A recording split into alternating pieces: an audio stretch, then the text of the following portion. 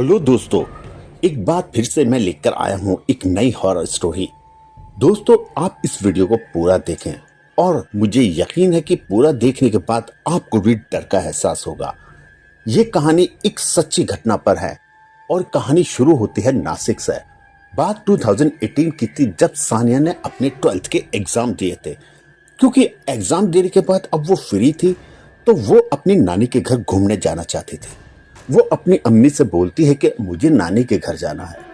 अम्मी तैयार हो जाती हैं, लेकिन पापा ये कहते हुए मना कर देते हैं कि मुझे ऑफिस से छुट्टी नहीं मिलेगी, लेकिन मैं तुम लोगों को लेने के लिए आ जाऊंगा। और जल्द ही सानिया और उसकी अम्मी अपने गांव के लिए निकल पड़ते हैं। उनका गांव यूपी के बुंदेलखंड में पड़ता था। वहां दूसरी तरफ सानिया की नानी उनका बेसब्री से इंतजार कर रहे थे और फाइनली सानिया अपनी नानी के घर पहुंच जाती है। नानी सानिया को देखते ही गले से लगा लेती हैं और सानिया भी उनसे मिलकर बहुत खुश होती है। अब सब लोग बैठ के नाश्ता करते हैं, खाना खाते हैं और फिर स्टार्ट होता है बातों का सिलसिला। यहाँ तक तो सब कुछ ठीक चल रहा था और सब कुछ नॉर्मल था। उसके बाद सानिया बोलती है कि नानी, मैं थोड़ा थकान महसूस कर रही हूँ और कुछ देर रेस्ट करना चाहती हूँ। तब सानिया की नानी उसको एक रूम में ले जाती हैं और बोलती है कि तुम यहाँ सो जाओ, तब तक मैं और तुम्हारी अम्मी दोनों बैठ के बातें करते हैं। अब कुछ घंटे के बाद सानिया उठती है और देखती है कि नानी और उसकी अम्मी अभी भी लगातार बातें कर रहे हैं। वो खुशी खुशी आती है और उनसे बातें करने लगती है और करते करते अब रात के 11:30 बज चुके थे और अब वो लोग सोना चाहते थे। तभी उसकी अम्मी बोलती हैं कि चलो अब सो जाते हैं, रात काफी हो गई, सुबह जल्दी उठ जाएंगे और फिर बाकी के काम करेंगे। ये सुनने के बाद सानिया की नानी और अम्मी अपने अपने रूम में सोने के लिए चले जाते हैं। सानिया वहां बैठ के खेलने लगती है, कभी इस कोने में खेलती है, कभी उधर। इस तरह से वो घर के चारों तरफ घूमने लगती है। लेकिन थोड़ी ही देर बाद सानिया को महसूस होता है कि शायद उसके साथ में कोई बैठा है और वो भी उसके साथ खेल रहा है।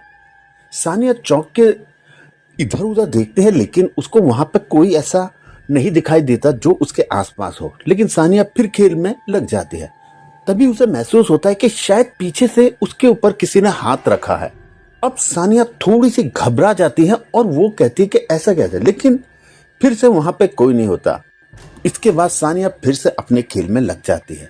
सानिया लगातार खेल रही थी, इस बात से पूरी तरह से बेखबर कि उसके साथ आगे क्या होने वाला है।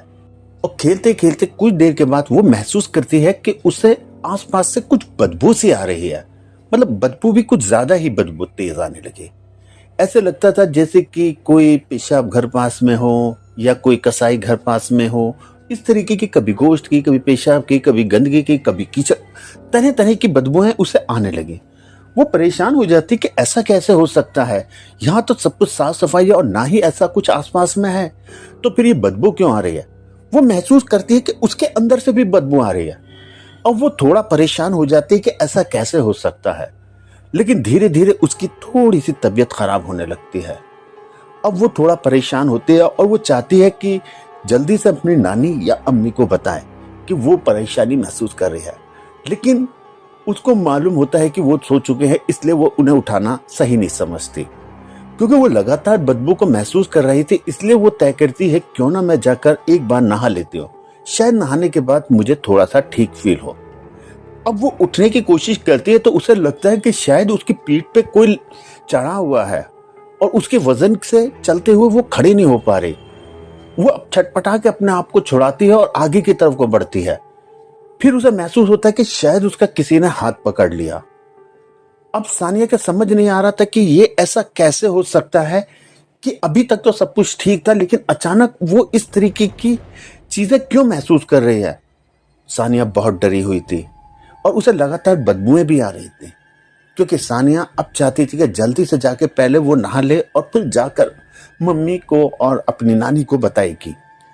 लेकिन सानिया जल्दी से अपने वॉशरूम की तरफ दौड़ती है। वॉशरूम का दरवाजा खोल के जैसे ही वो अंदर घुसती है, कुछ ऐसा होता है जिसका उसको यकीन नहीं होता। अचानक से उसे महसूस होता है कि जो बदबू उसको महसूस हो रही थी, उस तरीके की कोई बदबू आसपास में अब नहीं है। यहाँ तक कि उसे अपने अंदर की बदबू भी आना बंद हो गई थी, बल्कि उसे अपने लगाए हुए उस परफ्यूम की खुशबू भी साफ महसूस कर पा रही थी। उसके समझ में नहीं आ रहा था कि ऐसा क्या हो गया इस वॉशरूम में आने के बाद कि सब कुछ नॉर्मल हो गया, और ना ही उसे कुछ अब ऐसा महसूस हो रहा था कि उसके पास में या आसपास में ऐसा कोई है। सानिया बिना देर किए जल्दी से नहाती है और नहाने के बाद वो बाहर आती है।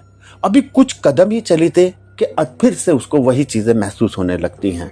उसे तरह तरह की बदबू आना और ऐसा महसूस होना कि उसके आसपास में कभी कोई है, कोई उसे पकड़ के रोक रहा है, कोई उसके कंधे पे चढ़ गया है। सानिया का इसके बाद चेहरा पीला पड़ गया था और वो जोर से चिल्लाने लगती है। उसकी आवाज सुनते ही उसकी अम्मी और उसकी नानी घबरा के उठते हैं और वो भागे हुए उसके पास आते हैं। वो पूछते हैं कि क्या हुआ। सानिया बोलती कि मुझे नहीं पता मेरे साथ क्या हो रहा है, अभी तक मैं सब कुछ ठीक था और मैं यहाँ खेली। उन्हें लगता है कि शायद थोड़ी सी तबीयत खराब हो गई। नानी जल्दी से जाती हैं और उसके लिए मेडिसिन लाके उसको दे देती हैं, लेकिन कुछ देर के बाद भी उस पर कोई असर नहीं होता। लेकिन अचानक सानिया के अंदर अलग तरीके का बर्ताव देखने लगती हैं, जैसे कि सानिया के हाथ पैर थोड़े से घूमने लगते हैं, पैर मुड़ने लगता है और अजीब तरीके से बोलना शुरू कर देती है। ये देख सानिया की मम्मी बुरी तरीके से डर जाती हैं और सानिया की नानी भी डर जाती है कि आखिर इससे क्या हो गया। वो उससे पूछते कि क्या हुआ, बताओ और आगे बढ़ो। तो वो बताती है सारी चीजें और बोलती है साथ के साथ कि मैं जब इस वॉशरूम के अंदर जाती थी तो वहां पर मुझे इस तरीके का कोई महसूस नहीं होता। इतना सुनना था कि वो जल्दी से उसको वॉशरूम की तरफ ले जाते हैं और वॉशरूम में जाने के बाद वो लोग देखते हैं कि सानिया फिर से नॉर्मल हो गई और उसको इस तरीके की जो परेशानियां हो रही थी वो कुछ नहीं हो रही। तभी उसकी नानी बोलती है कि इसका इलाज शायद डॉक्टर नहीं किसी और के बात है। ये सुन सानिया की अम्मी पूछती है कि क्या हो सकता है। वो बोलती है लगता है कि शायद इसके ऊपर कुछ साया या जिन्नात आ गए हैं। कहते हैं कि इस जगह पर पहले जिन्नात होते थे और वही असर इसके ऊपर कर गया है। तब उसकी सानिया की अम्मी पूछती है तो अब मैं क्या करूं। तो बोलती है कि हमारे गांव में ही एक मौलवी है जो इन चीज़ों का इलाज करते हैं, लेकिन क्योंकि रात हो चुकी है तो अब पॉसिबल उनका आना नहीं है, इसलिए हम कैसे भी करके आज की रात यहाँ पर गुजार लेते हैं और उसके बाद दिन होते ही हम देखेंगे। क्योंकि सानिया सिर्फ वॉशरूम के अंदर ही ठीक महसूस कर रही थी, इसलिए सानिया, सानिया की अम्मी और सानिया की नानी तीनों ही पूरी रात सानिया के साथ उस घर में रुके रहते हैं, वही वॉशरूम में। और सुबह होती है और फिर कुछ ही देर में सानिया की नानी उस मौलवी को बुलावा भेजती है। मौलवी आता है, वो घर में कुछ कदम भी रखा था तो उससे महसूस होता है कि कुछ तो है यहाँ पर। फिर वो सानिया की तरफ देखता है, सानिया के पास जाके वो कुछ कदम दूरी पर रुक जाता है। वो उससे बहुत कुछ पूछना चाहता है लेकिन उससे कोई सवाल नहीं करता, बस उसे लगातार देखता रहता है। और देखने के बाद फिर वो घर के 4 चक्कर लगाता है और चक्कर लगाने के बाद फिर से वो सानिया के पास आता है और बोलता है क्या तुम्हें किसी तरीके की बदबू आती है, जैसे गंदगी की होती है, पेशाब की होती है या कुछ और दूसरी तरीके की। सानिया बोलते कि हाँ, और उसकी मम्मी भी बोलती है कि हाँ इसने हमें ऐसा ही कुछ बताया था। तब मौलवी साहब बोलते हैं कि हो ना हो इसके ऊपर किसी गंदे जिन्नात का असर हो गया है, जो जिन्नात यहाँ कहीं बैठा हुआ अपनी कोई तपस्या कर रहा हो या कोई तिलावत कर रहा हो, क्योंकि ये रात में बैठ के करते हैं। तभी सानिया वहाँ चली गई हो और उनकी जो तिलावत है वो डिस्टर्ब हो गई हो और हो सकता है उसी के चलते ये जिन्नात इसके ऊपर आ गए हैं। वो लोग ये सुनकर बहुत ज़्यादा घबरा जाते हैं कि अब हम क्या करें। तभी मौलवी साहब बोलते हैं कि घबराने की और परेशान होने की कोई ज़रूरत नहीं है, मैंने इस तरह के बहुत से इलाज पहले किए हैं और मैं जानता हूँ कि आपको इन चीज़ों से कैसे निजात मिलेगी। वो जल्द ही उनको बताते हैं कि तुम्हें रोज़ाना एक सर्कल बना के बैठना है और वहाँ कुरान शरीफ पढ़ना है, कम से कम 2 घंटे। 2 घंटे से पहले तुम्हें नहीं उठना और ये तुम्हें लगातार 7 दिन तक करना है। और सुनो, एक तावीज़ देता हूँ, इस तावीज़ को अपने गले में हमेशा डाल के रखना और इससे कभी मत उतारना। इससे क्या होगा कि किसी भी तरीके की ऊपरी हवा हो या दूसरी चीज़ें या जिन्नात कैसा भी असर हो, वो तुम पर किसी भी तरीके का प्रभाव या असर नहीं डाल पाएंगे।